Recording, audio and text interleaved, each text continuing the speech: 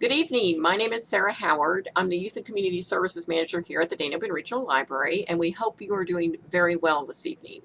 We're happy to have Jason Delpire here. He's a library staff member and experienced chess player to take us on part 2 of chess information. And this evening, we're going to begin to understand basic chess tactics and problem positions. You can put questions in the chat as we go along, and we will monitor those and try to get to as many of those as we can. But right now I'm going to magically disappear so that Jason can share his screen so you can see a board as he talks. So have a great time, learn lots. Take it away, Jason. Thank you very much, Sarah. Again, my name is Jason. What I'm going to do is I'll share my screen so you can see what I'm looking at. And what we're going to do today is I will be explaining some basic tactics and we're going to go over some tactics and some themes.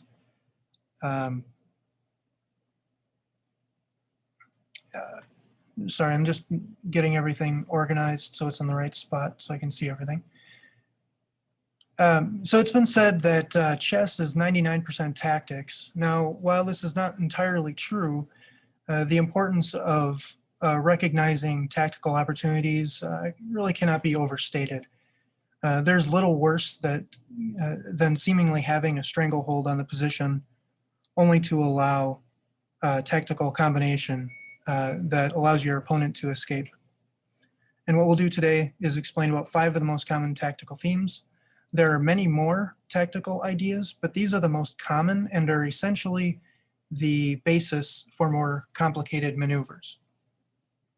Can everyone see the board that I'm using here, the position that we have so far?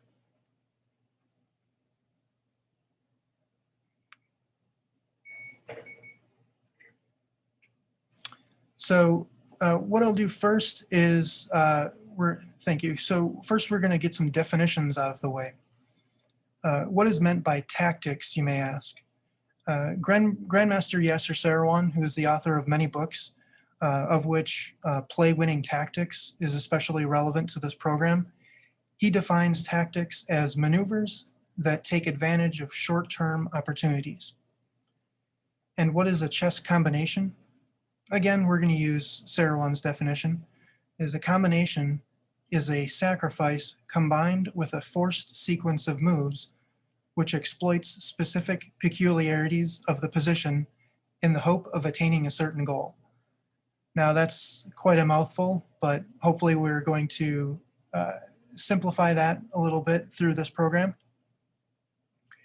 And also I want to preface this material with not all combinations achieve checkmate or winning the opponent's queen. Sometimes just an extra pawn is enough to bring home the win. And in your games, in all games, the situations that arise to create tactics are usually temporary. So when these opportunities come about, you have to take advantage of them when you see them. So in this program, we will look at a simplified position. We'll talk about it a bit. We're going to highlight the maneuver, and then we may challenge ourselves with a more complicated version, as you may see in a real game. Participation is encouraged, and I will try to give you a few moments for you to submit your answers in the chat. And if you're watching the recording, you can pause the video, calculate, write down your answer, and then continue on. But I have a lot of materials to go over, so I may not see all the submissions. But please use the chat box to write your answers or any questions, and make sure your chat is set so all participants can see your answers. I find that hearing other people's suggestions, even right answers or wrong answers, are very helpful to learning.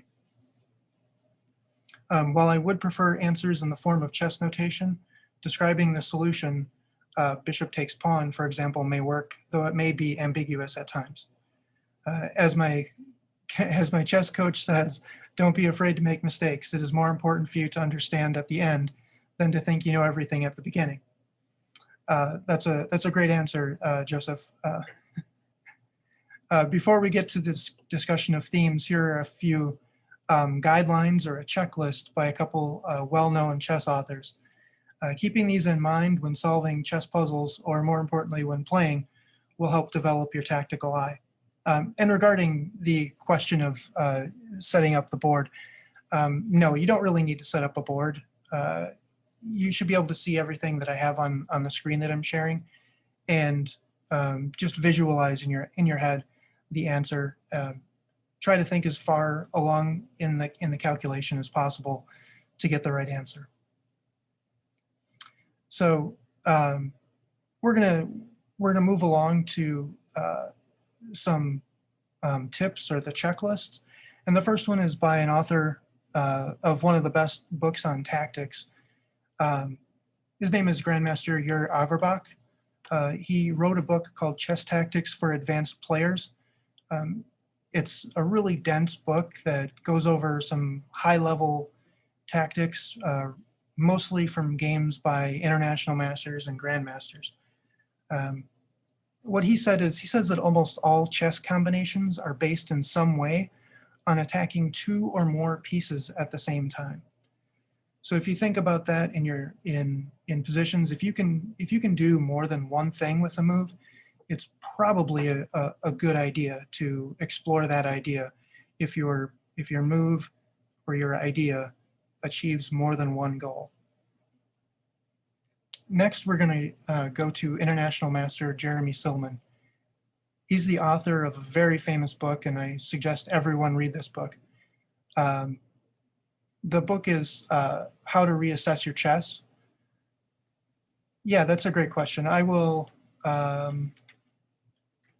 post in the chat the name of the book, authors. Yes. So I think I can do that. So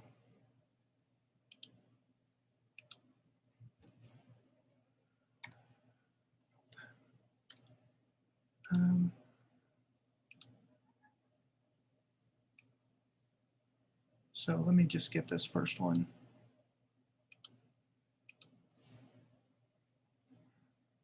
So the first one I'm talking about is Jur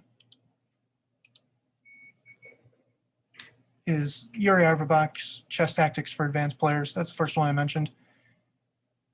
The second one was Jeremy Silman, author of, I'm just going to do this right here.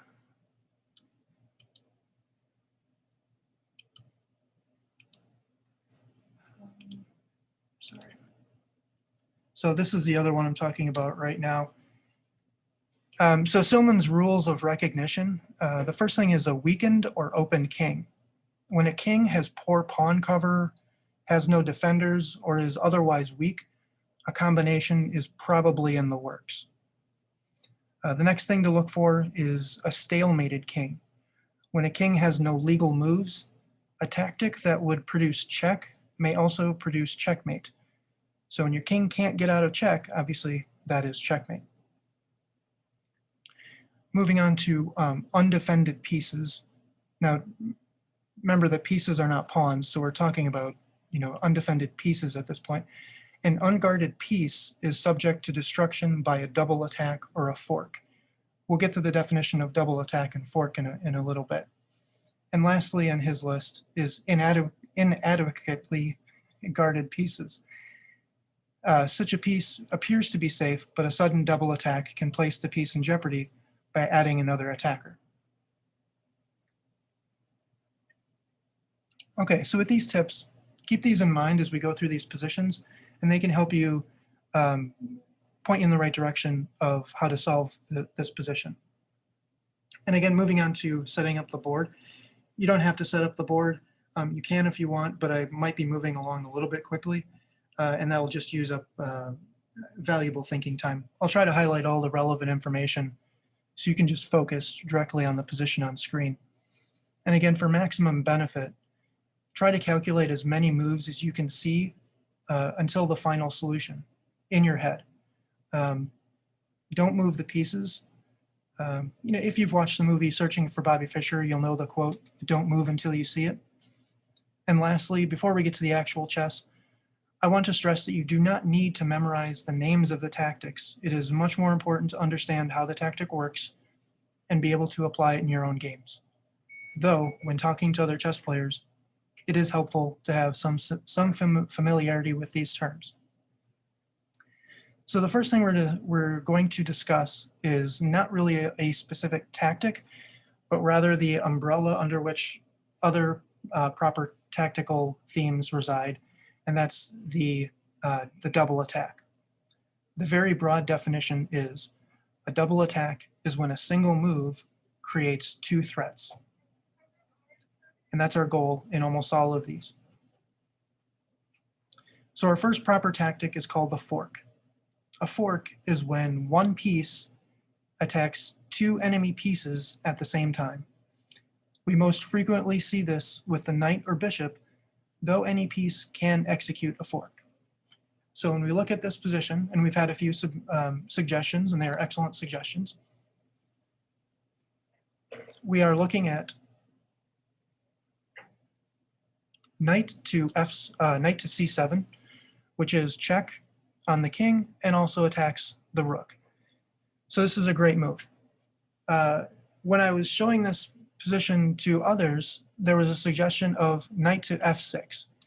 Do we know why this one isn't quite as good, even though it does technically do the same, roughly the same, Yeah, we're attacking the king. If we can get some of these arrows off here, I can't. So if we move knight takes f6, we do put the king in check, and we also attack this pawn. Yeah, right. Though knight to c6 is a bit better. So move. So our next position is a much more devastating position. If we look at here, now let's look. I think we all know what the move is here, but how many pieces can the knight attack when it moves to c7? Yeah, 4 pieces. I mean, that's a game-winning move. Knight to c7, knight to c7 check, attacking the king, the queen, and both rooks. That's brutal. So, like I said before, not only the knight is available to do forks. We're going to do one more position of fork. So let's look at this position, and what do we think would be a good move for white?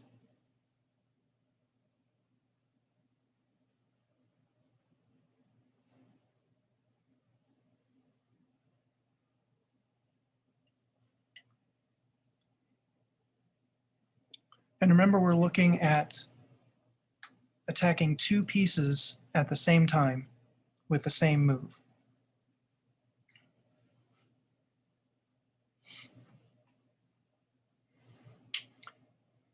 Yeah, the bishop. Where do we put the bishop? Bishop to c6, exactly. Yeah, so if we play bishop to c6, we'll move it. So we're attacking, I don't know why that started there. So, yep. So bishop is attacking bishop attacking the king and also the knight. So there's another way a piece can fork. I have a lot of stuff on here, half of it. And we can also imagine, can we look ahead to the next move after this? Let's move back one more. What would happen after bishop takes c6? Let's do some visualization. What happens after bishop takes c6? The king has to move. So after the king moves, what would white do after the king moves? So we do this. Yeah, bishop takes knight. And what happens again? So we'll move the king there. That sounds fine. Bishop takes knight. Why isn't it doing? All right, bishop takes knight, And what do we have again? We have another fork of the two rooks. So another fork. That's pretty, that's game over, I'd say. So we can look at this position. And we're going to look for one move to attack two pieces.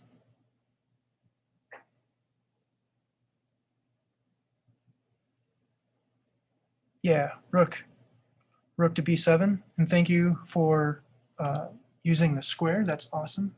Love. Well, it's not a take because there's no piece there. But yes, rook to b7 is the move, attacking the king and the knight. Very good. Those are really good finds. So we can see here that we have, going back to that checklist that we had, we see some undefended pieces. And we notice that these, we're going to go back to the first one. You know, our rook is undefended. We go here. Now, granted, these are all defended pieces, but they are worth less than the knight. So a little different. These are undefended. And here, the knight is undefended. So we're seeing that that checklist kind of coming true. With our next position, it looks like black has a bit of a material advantage, but it's white's move. Can we think of a good move for? Yeah, queen takes e6. So queen takes e6, which is check, and we're also attacking the rooks. I don't know why I do that. We're attacking the rooks, we're attacking the bishop, and also the knight, and this pawn, but not that importantly. As you'd expect, the queen is one of the easiest pieces to use to fork your opponent's pieces. So here we're going to look at a little different position. This one's a little bit more difficult, I hope. So we're going to look for the position of the king and also for loose or undefended pieces or underdefended pieces.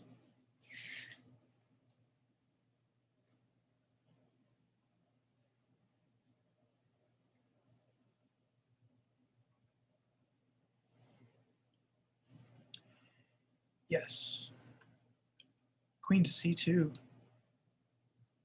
Queen to c2, check, is attacking the king and also this bishop. Excellent. Sometimes these lateral moves are difficult to see. But this is a good one. You know, it's a good find. All right, we're going to do one more fork. This is kind of a multiple move.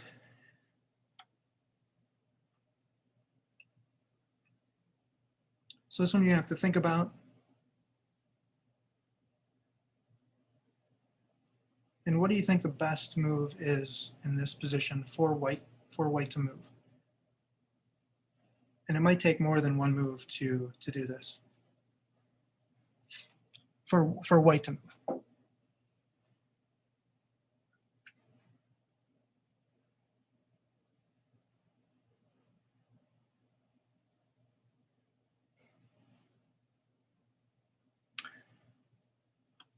Okay, can you continue? Can you continue with that? Can we give more than one move? What's the follow-up to the suggestion?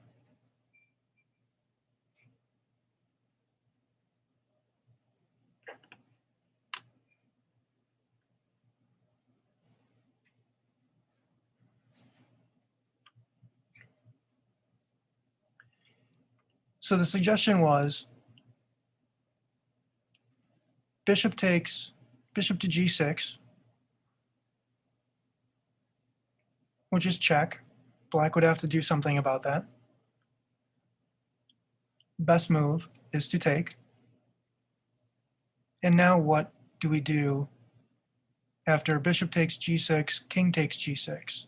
Do we see a move that would be similar to something we saw earlier?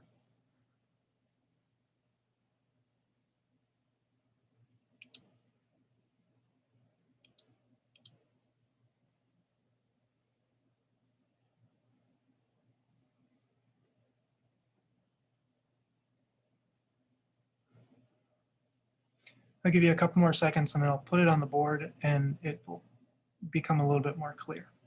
But this is just a way to, queen to e4 is not going to work. Queen to e4 is attacked by the bishop. Yeah, that's a good answer. So after bishop takes g6, which is check, king takes g6.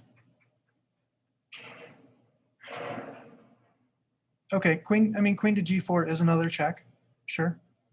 But the move we're going to do here is move the arrow there first, is queen to c2. Queen to c2 puts up the same, basic same forking position as the king and bishop position we had before. So queen to c2, check.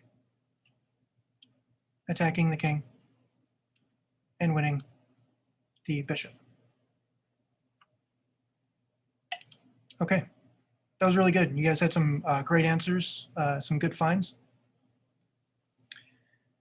So we just did some forks. We did some, we solved some positions. That was really good. And you may ask now, you understand what the fork and double attack is, but how are they really different?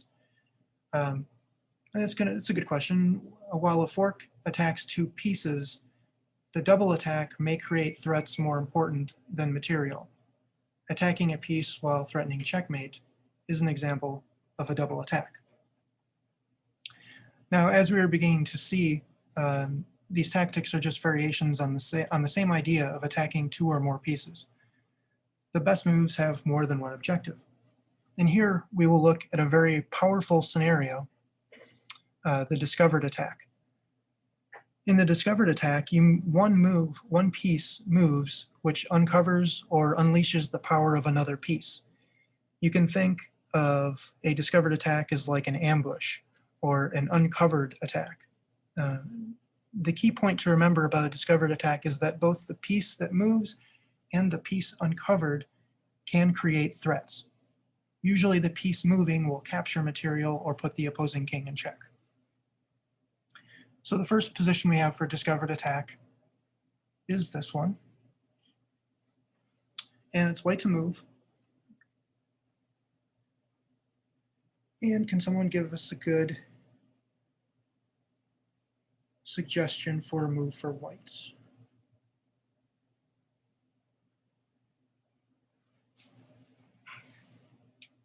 And now with these, I think it's kind of important to have more than one move. So if we find the move for white, try to see what black could do as a response. You may not have to write it, but just kind of have it in your mind so you have an idea of what the full tactic, what the full combination is. Bishop to a4. The bishop can't get to a4, but I think you're on the right track. a6, yeah. Yeah, that's right. So bishop to a6, it's attacking the rook, which also uncovers the attack on the queen by white's rook. Exactly. That's a good find. That will win some material. All right, so our next one.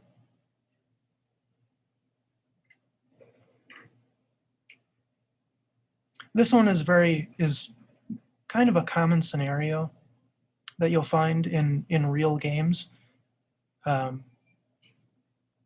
especially with, you know, 2 knights against a rook. This is kind of a common one. Good to know, good to see. It's white's move again. And remember, the theme is discovered attack.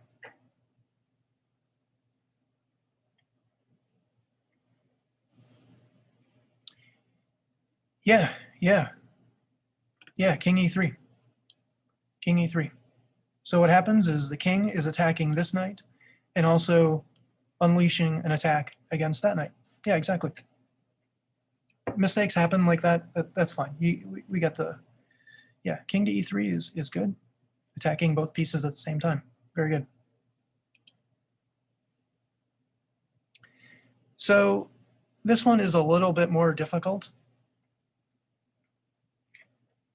And this one doesn't really lead to an overwhelming win. It leads to some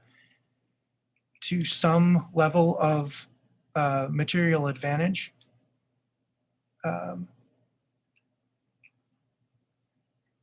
But this one's a little difficult.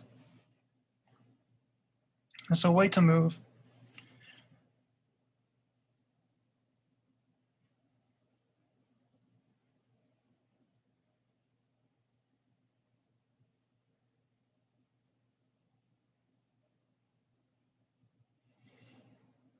Okay. All right, we have a few suggestions, and let's go over them in order of response. So, all right. So let's go to the first one, bishop to b4. I think this is still good. This is good idea. What bishop to bishop b4 is doing is attacking this bishop twice with the queen, which is while unleashing the rook attack on the queen. I think it works the same as the suggested response. Bishop to a5, I don't think does the same because it's really just a trade of material. Let's actually look at these. So bishop to b4.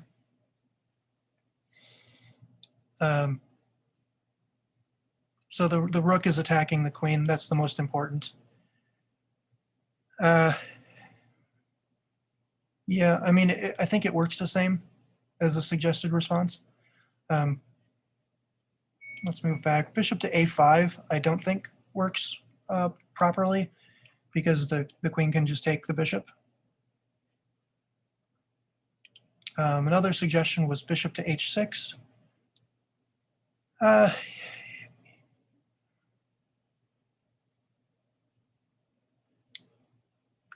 Yes and no. No. I think it's still winning. I don't think it's the best. No, because I think queen to f8 can still hold everything together. The king is still protecting g7, and the queen can protect e7. The suggested response, or the suggested move, was bishop to g5. Really setting up a double attack on this bishop.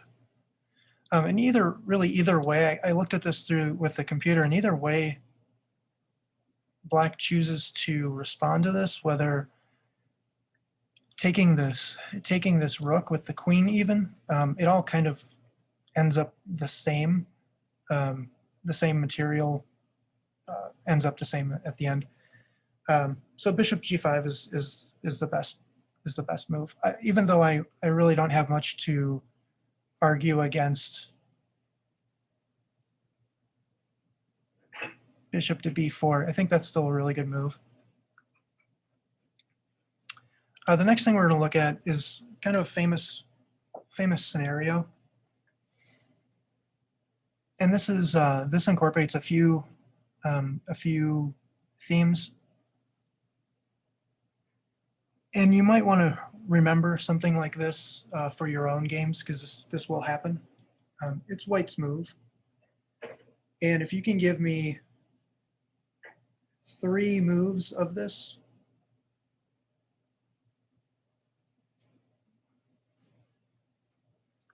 does anyone have any suggestions on what you'd move?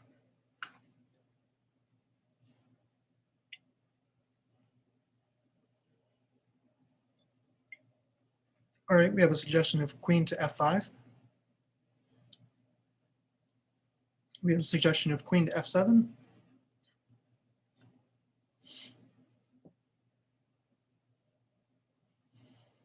King to f7? Oh, you mean knight to f7? Queen to f8 doesn't work. Queen to f8 doesn't, can't get queen to f8. Okay, so we have knight to f7. King to f7. Queen to g8. And finally queen to g8. Okay, so that's a good number. So one thing we have to worry about here, I've been giving you some easier positions where the remember in the beginning, tactics are temporary, and you have to take advantage of them immediately, because sometimes otherwise you'll have some pretty dire consequences. So if the first thing we did was queen to f5, if we go to here, now granted we are attacking this rook and we are attacking f8, but we have a problem that black gets to move next. And if we don't take advantage of our opportunity, black can move to c1 and putting our king in check. And if we're not protecting either of these squares, it'll be checkmate.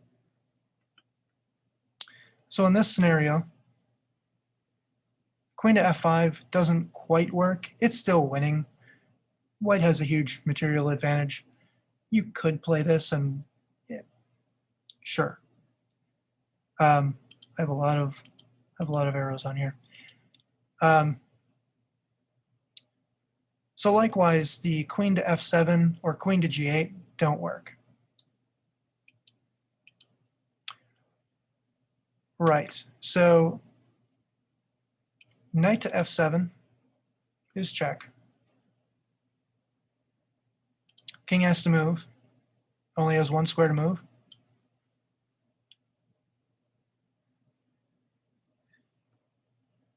King to g8, what's our next move?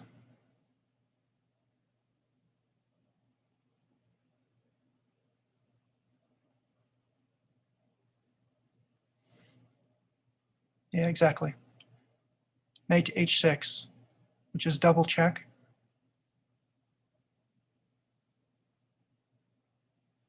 And now wherever, either place the king goes to, well, it's black's move. So if black moves to f8,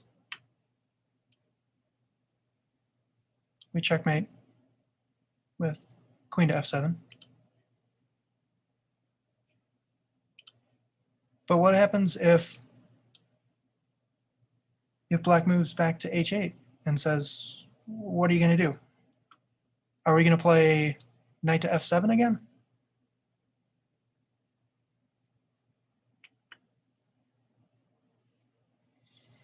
Do you think that's the best move? So we have a suggestion of queen to d7.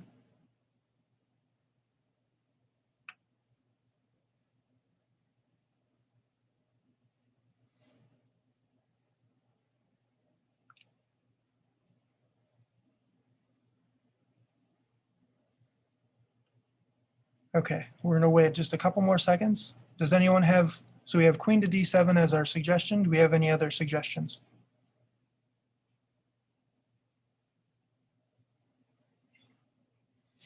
Yeah, queen to g8 is a great move.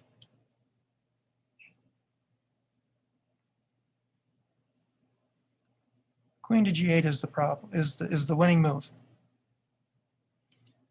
because now black can't take the queen with the king because the knight is protecting it. So only the rook can take. And the next move for white, do we take this rook with the knight or do we move somewhere else? Yeah, knight to f7. Knight to f7, checkmate. This is a really important position and idea to remember of knight to f7, check, the discovered check, and it's also a double check. We got two pieces. And if black moves there, it's a simple checkmate. But usually this is the theme that we want to highlight this is called a smothered mate because the king is smothered, it has nowhere to go. Okay, that was a really good job. So here, we must not get too attached to our tricks. I think we can see, what would we, before I give too much away, I'm just going to say that this is a dangerous position. And what would we move here for white?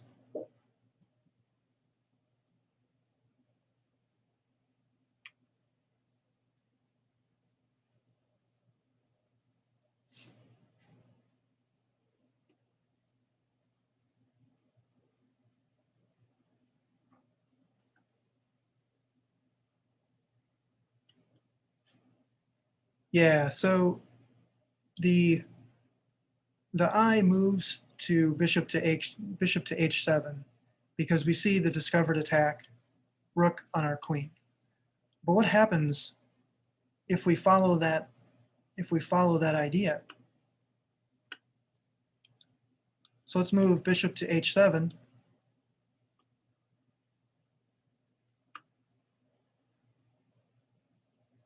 And let's say, it doesn't, let's say king to h8. We can even play the king. We could play king takes it. Okay.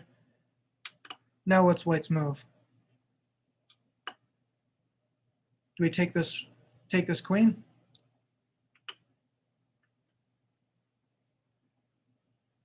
Rook takes d6.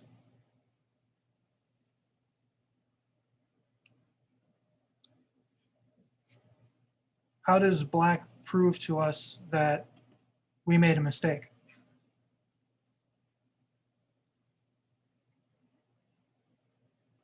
Yeah, we have to always be aware of a weakened back rank. So whenever you're seeing these tactics and these tricks, we have to be aware that your opponent is playing also and is also trying to win. So good job. So just because we see that something is available, it doesn't always mean that it's the best move. So this one I'm just going to show you because I think this one's kind of difficult, even though you guys have been doing really well. We're just going to kind of talk through this one. If someone has an idea, I'll let you guys have a shot at this one. White to move.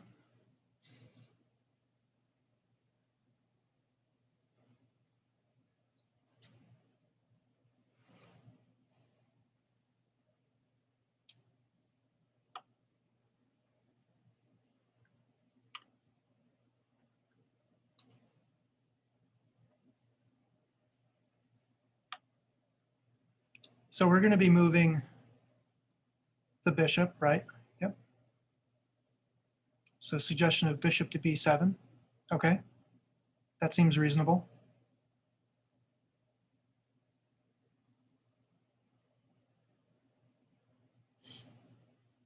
We don't have a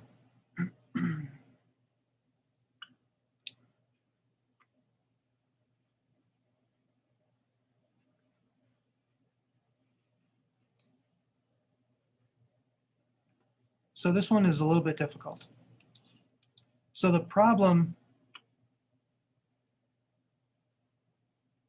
The problem here, well, so the first thing, we're going to go over bishop to b7 first. So bishop b7 wins a pawn, sure, that's great. And the idea is that we've been uncovering attacks against the queen. Usually that's what we've been showing you. But black can just take the rook, right? Yeah, black can just take the rook on that one. So if we go rook to f4, I mean, we can just take the rook. So this one's kind of tricky. This one's actually setting up a checkmate. Bishop to g8, uncovering an attack on the queen, and also setting up a checkmate on h7.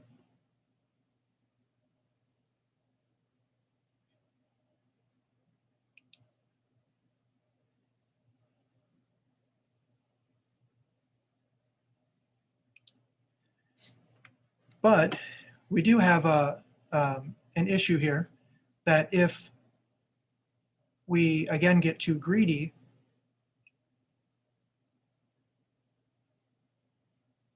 we do have to be aware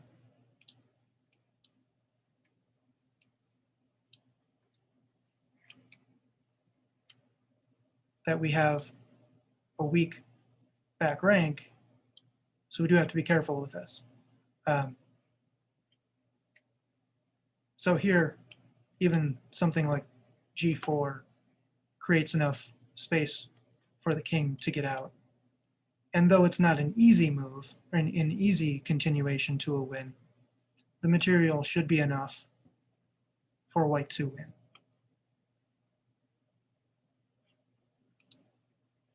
Okay, so we're going to do, this is kind of a, this is the ending of a, what's called a study. So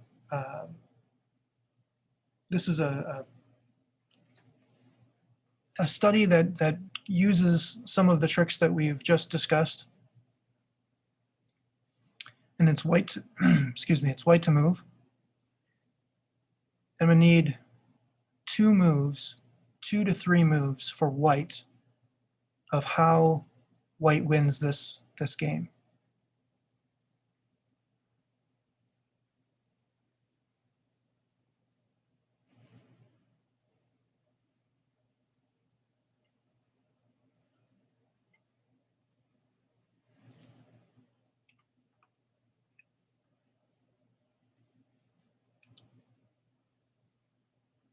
So the first move for white is going to set up a small trap.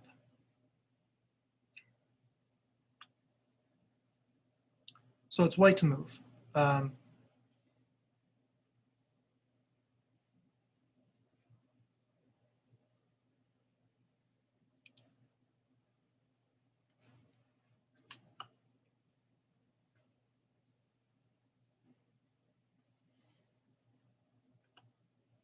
So we have a suggestion of moving the king.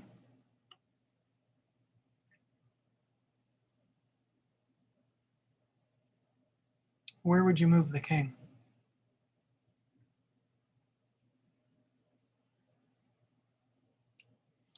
Yeah, king to b6. We'll look at that afterwards. We're going to look at that with Stockfish.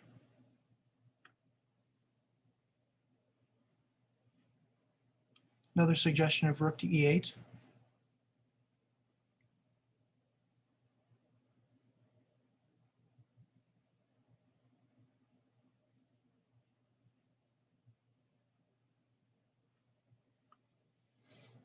So this one actually sets up a little bit of a trap. The finishing moves to this are rook to c8.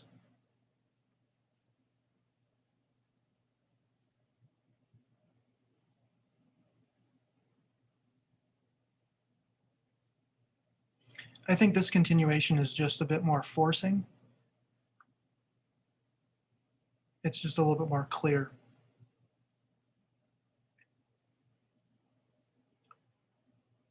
So black takes the pawn on a7. And what's white do to win this game right now? Yeah, king to b6. King to b6. Uncovering a check and attacking the rook. Yeah, king to b6. So let's just look at this. We're going to turn the, so it's still winning. It's still winning. King to b6 is fine. The issue there is that because this is a study, they try to find the most beautiful or tricky ways of winning to highlight a theme. So that's why, I mean, it's still winning. King to b6 is a fine move. So this is a game. This is the end of a game from 1952. It's black to move. And this one might be a little bit more difficult.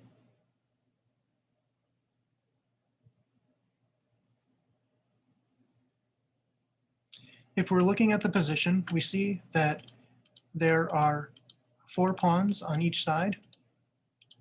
There's a knight, there's a bishop. The material is all the same. Okay? So something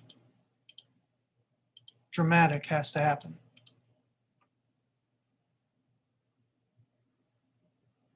When you find a combination for black to win the game.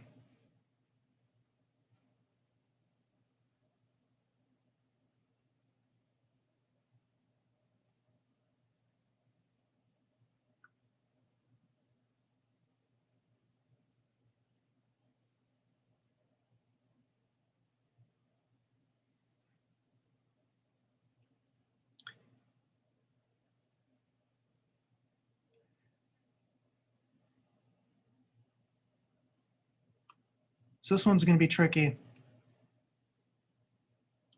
What happens if we move the queen there?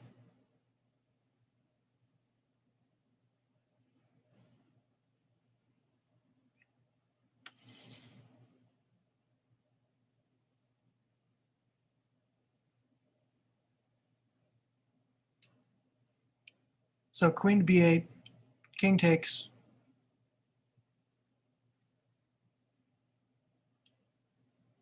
Knight takes bishop. And now we have a fork on the king and queen. So that one was a little bit difficult. So queen to b8, check. King takes. Knight takes. And then wherever the king moves, knight just takes the queen. Okay.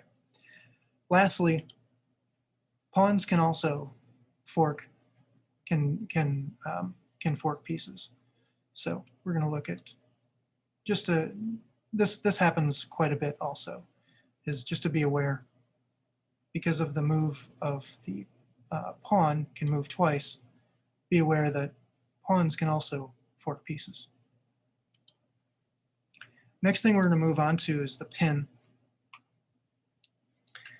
And in the positions we were looking at before, the pieces were really mobile, but now we're going to look at the pin, which the pieces are really where we restrict and control the pieces.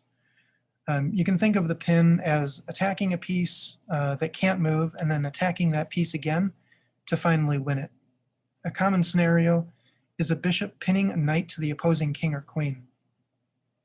And this is kind of how that would look in the so now the knight is pinned to the king by this bishop. Okay. Here's a scenario very similar to the other one, to the position we just looked at, but now this pawn is moved. If it were white to move, what could white do to threaten to win some material. He's pinned this knight. Yeah, pawn to d5. Oops, that's too far. Pawn to d5, threatening to win this knight. Exactly. Now, really important to remember is not all pins are equal. There are two types of pins. There are relative pins and absolute pins. In a relative pin, the pin piece can still legally move. And a relative pin can be double-edged if improperly applied. An absolute pin is when the pinned piece cannot legally move, such as when it's pinned to the king. So let's move. So this is, again, an example of an absolute pin. Can we think of a move here that white will use to win pretty quickly? Yeah, bishop b5, exactly. Pinning the queen to the king, exactly. So here's a position where we pin and attempt to win some pieces. So white to move. This one's pretty simple. I think we'd all make this move of rook to e1. Black can try to protect with pawn to f5, but then we just attack it one more time and win it on the next move. Okay. So here's a similar situation where we have multiple pins. And again, we can just see this of rook to e1, and whichever way black wants to try to protect this knight, we just play d3 to win. Okay, now we're going to move on to, similar to the pin, is the skewer. And the skewer is essentially attacking a piece, making it move, and capturing the piece behind it, behind the moved piece. It's also kind of like a reversed discovered attack. Skewers usually involve the king or queen as the attacked piece that is forced to move, as they are the most valuable. So in this position, what can we see white doing to win material? Yeah, rook to d1. Rook to d1 check, exactly. And wherever the king moves, can't get back there in time, white wins. Excellent. Yeah. This can also happen with other pieces. White to move here. Exactly. Yeah, bishop to f3 check. The king can't get back in time, and white would win.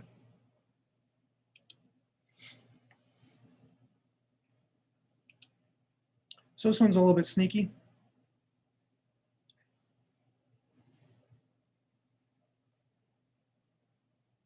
Do we have any suggestions for what this one would be?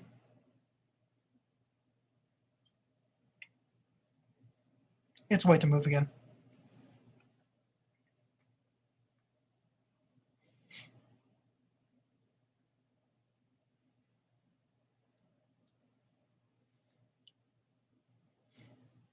Yeah, we have some good suggestions. Queen to e4. Exactly. So what ends up happening is we're actually threatening this rook, and wherever it moves, we will attack. We'll then be attacking, and we'll win the knight that's behind it. Exactly. So this one is a little bit more long-term, and is white to move. And this is something that when you learn endgames, something you'll have to think about when you're calculating ahead. Because in a position like this, it's really just counting.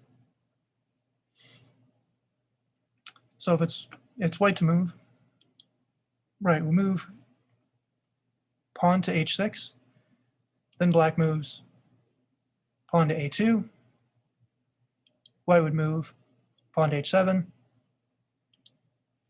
but then black would make a queen first.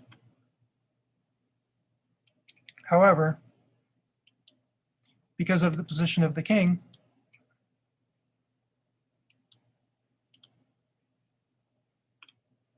we are just in time to attack the king, and by extension, the queen. And white wins. So sometimes it's good to look ahead. And that's in those positions where you can see grandmasters being able to calculate, 15 moves ahead. So the next tactic, and the last tactic we're going to discuss, is called the decoy. And a decoy is when you make a piece move, again, usually the king or queen, to create a more dangerous threat like checkmate. The defender is either forced to lose material or be checkmated. So in this position, do we have any ideas of what we could do to win this game?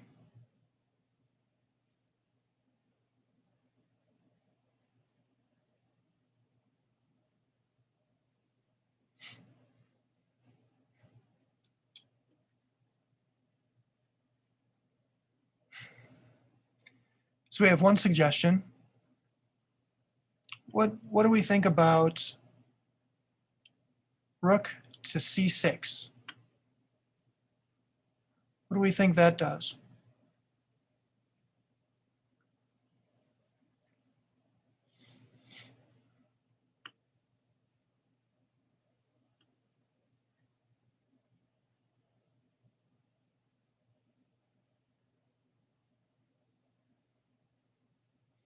So rook takes c6, and the response is queen takes c6. Do we have a good move for white now?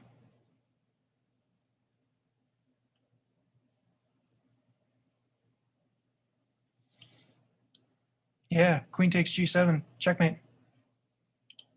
So that's a little bit of a decoy. What we're seeing here is that white was trying to attack g7. Sorry, white is trying to attack g7, and here white makes the queen move. And even if we do a little differently here, like,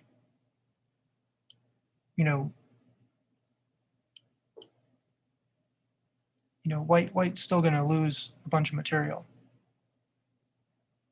Or white is going to win a bunch of material. Okay.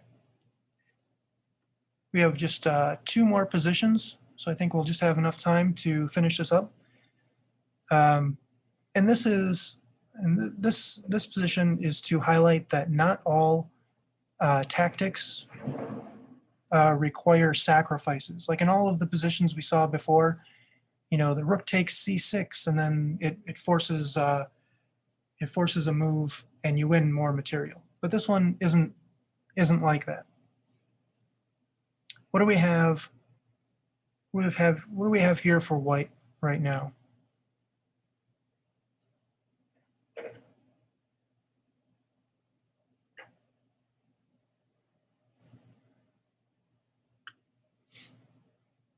Do we have any moves that can create a very important threat?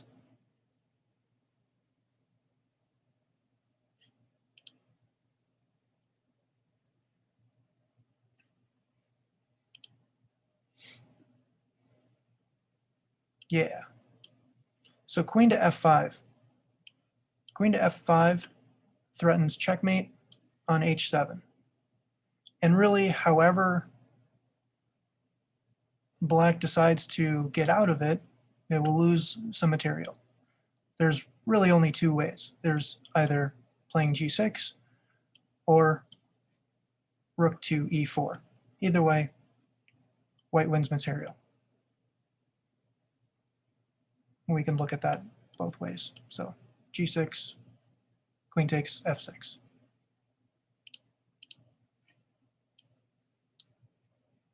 Rook to E4, we can just take.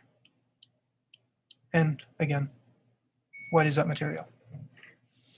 And our last position, this is a really difficult one. This is a decoy. This actually kind of highlights the thing that I said before, that more than one idea is involved in a lot of these positions. And I think because we're really close to the end of time, I'm just going to show this one and highlight it. But if anyone has a suggestion really quickly,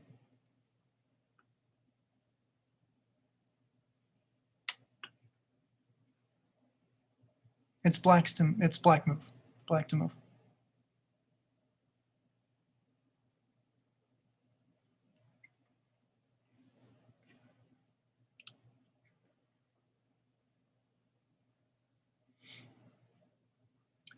So this one's pretty deep. This is played by one of the best players of the 1970s and 1980s, Ulf Andersson.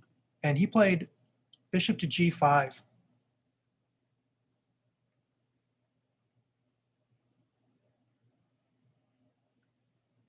So wherever white's queen moves, it's going to be in danger. So if we look here, it's attacked by the knight. Here, attacked by the bishop. Here, again, the knight. And we can take it. But then we go back to our first tactic of the knight fork. And black would win. So that's all the positions I have available that I've prepared. Just a little bit, I just want to mention that there are more tactical themes than what we saw today, but some are very rare or extremely complicated. What I have done is I've listed them and a little quick definition that you might be able to get some understanding from. There's one called overworking a defender. It's when a piece is tasked with defending multiple pieces or squares, and a powerful idea is to make it do more. So if it's protecting 2 pieces, make it protect 3. Immobilized piece, which is related to the pin and overworking a defender. It's when a defended piece is captured, but the pawn or piece protecting it cannot move. It's like pinning the defender to weaken the defense of another target. There's overloading if a piece is defended by 2 pieces, for example. If you were to add a 3rd attacker, you could win that attack piece. There's removing the defender. It's similar to overloading, and also to the immobilized piece idea, but instead of bringing more attackers to the target square, with removing the defender, you trade a defending piece off, thereby weakening the target square. And lastly is a deflection, which is kind of like the decoy, but it's like a temporary sacrifice. You force an opponent to give up defending a piece or a square, and the effect is you win material. All right, so that's the last of the material. What I'm going to do here is I'm just going to copy and paste some of the other books that I used, because I know that was suggested, and then I will let Sarah say her things. So these are some books that I used for setting this up. Great, thank you so much. And also, just as a reminder, this will be up on YouTube in a few days for a long time, for actually as long as we can leave it up. And if you have any suggestions for future chess programs that you would like to see, please feel free to put them in the chat right now if there's a certain topic that you'd be interested in, because we are looking at maybe doing something this summer again as well. Don't forget, the first beginning chess program is already up on YouTube, and then this one will be up as well. Someone reminded us, of course I'd already Jason and I already talked about it, but we didn't say anything. Congrats to the MU chess team. It's a newer team, but they won the World University Team Online Blitz Cup on Saturday. The most wins that weekend, if I understand. I know enough to be dangerous. That they won the most trophies, if that's the right word, of any team over the weekend, and a gold something. So we're very excited, and we long for the days where we can have another chess simul with the chess team. We've had 2 in the past where they came and played, I think, 20 people simultaneously in our friends room. So we of course look forward to that in our future. We're not sure when, but it'll be a few more months. But keep in mind, we still have curbside. We are open for an hour. We love to see part of your faces when you come to the library. So have a great evening. Please feel free to put something in the chat as you leave in terms of any topics you'd like to see in the future. So thanks so much. Thank you. Thank you.